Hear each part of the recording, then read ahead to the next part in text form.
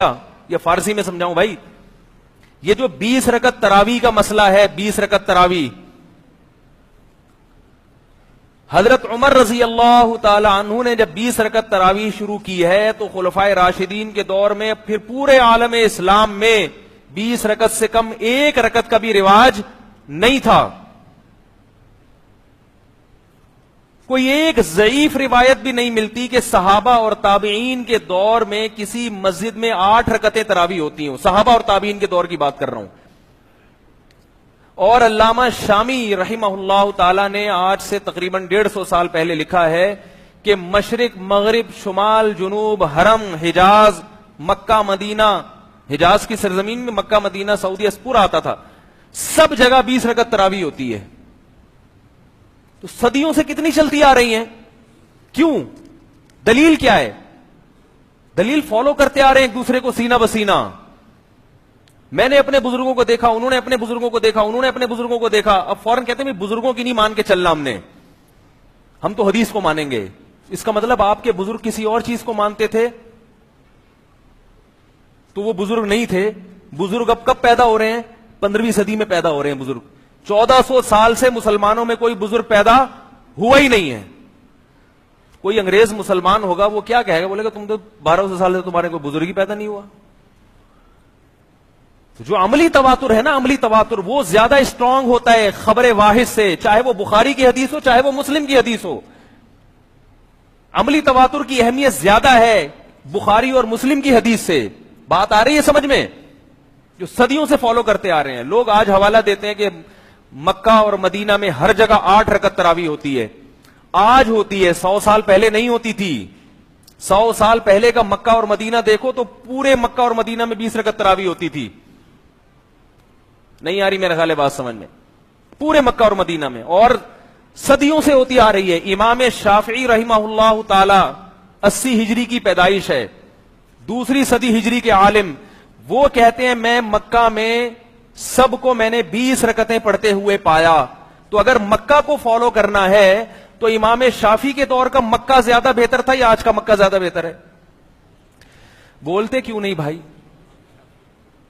مکہ کو اگر فالو کرنا ہے آپ 8 پڑھیں، مگر یہ دلائل جو آپ دے رہے ہیں نا کہ میں فروئی مسائل میں غلو کا قائل نہیں ہوں. جو 8 پڑھ رہا ہے ٹھیک ہے، چلو نہ پڑھنے سے بہتر ہے 8 تو پڑھ رہے ہیں نا. لیکن میں کہتا ہوں کہ علماء کو بیوقوف سمجھنے کی کوشش مت کرو. امام ابو حنیفہ کو، امام شافعی کو، امام مالک کو، امام احمد بن حنبل کو، ان کو بیوقوف مت سمجھو. لوگ حدیث کا نام لے رہے ہیں لیکن طنز کس پہ ہو رہا ہے؟ ان بڑے بڑے ائمہ کرام پہ طنز ہو رہا ہے. ہمیں 20 اور 8 سے اتنا مسئلہ نہیں ہے. 8 پڑھ لیں، 20 پڑھ لیں، جتنی سمجھ میں آتی ہے پڑھ لیں، اللہ توفیق دے آپ کو. لیکن ایسی باتیں مت کریں کہ امت کا اسلاف پر سے اعتماد ختم ہو جائے. امام ابو حنیفہ بھی 20 رکعت کے قائل، امام مالک بھی 20 کے بجائے 36 کے قائل ہے وہ، اور امام شافعی بھی 20 کے قائل، اور امام احمد بن حنبل بھی 20 کے قائل ہیں.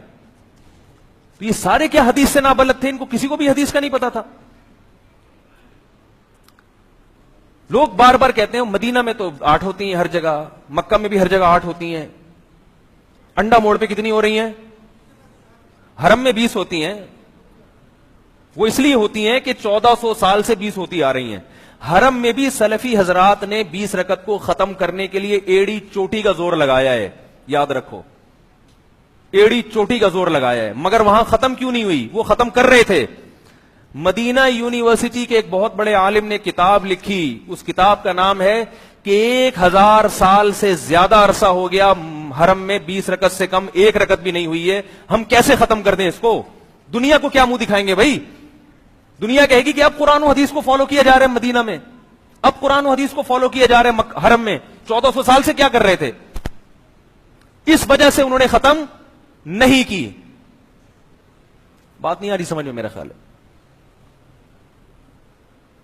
امام ابو حنیفہ سے پوچھا گیا کہ آپ 20 رکعت تراویح کو سنت کیوں سمجھتے ہو؟ آپ کے پاس حدیث کیا ہے؟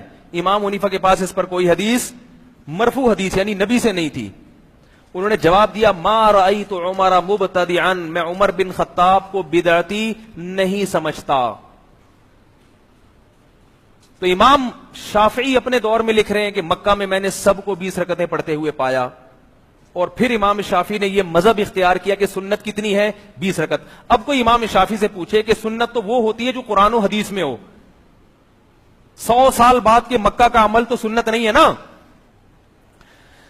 کیا کریں، ہم سے پوچھتے ہیں نا قرآن حدیث میں دکھاؤ، تو امام شافعی سے کیوں نہیں پوچھتے کہ حضرت قرآن حدیث میں دکھائے نا کہ 20 رکعت سنت ہے؟ امام شافعی کہہ رہے ہیں قرآن حدیث ہی سے دکھا رہا ہوں کہ میں کہہ رہا ہوں نا مکہ میں 20 ہوتی ہیں. کیسے؟ یہ تو قرآن نہیں ہے مکہ. وہ کہتے ہیں اس لیے کہ یہ اتنے سارے جب 20 پڑھ رہے ہیں، اگر یہ عمل بدعت ہوتا تو مکہ میں اتنے بڑے بڑے بزرگان دین، اتنے بڑے بڑے فقہا، وہ اس پر نکیر کرتے، اس کو روکتے. نہیں روکا تو اس کی علامت ہے کہ یہ عمل کہاں سے چلا آ رہا ہے؟ خلفائے راشدین سے. اور خلفائے راشدین بدعت پر جمع نہیں ہو سکتے. میں بھی تراویح کے موضوع پر بیان کرنے کے لیے نہیں بیٹھا، میں آپ کو تواتر عملی کی ڈیفینیشن سکھا رہا ہوں. تواتر عملی کسے کہتے ہیں یہ بتا رہا ہوں. وہ ایک فروئی مسئلہ ہے، میں ممبر پہ عام طور پہ یہ بیٹھ کے جمعے کے بیان میں نہیں یہ چیزیں چھیڑتا میں، لیکن ہر آدمی اٹھ کے کوئی نہ کوئی کچھ نہ کچھ آج کل مارکیٹ میں لا رہا ہے نئی چیز. اس کو پتہ ہی نہیں، اصول نہیں پڑھے اس نے، خبر کے اصول کیا ہیں. تو خبر متواتر جو ہے نا، متواتر، اس کی کتنی قسمیں ہو گئیں؟ امام مالک جو 36 کے قائل تھے نا، وہ اس لیے کہ مدینہ میں وہ 16 رکعتیں پڑھتے تھے، اس لیے کہ مکہ میں عادت یہ تھی کہ ہر 4 رکعت پڑھنے کے بعد اہل مکہ طواف کرتے تھے. تو 20 رکعتوں میں درمیان میں کتنے طواف ہو گئے ہیں بھائی؟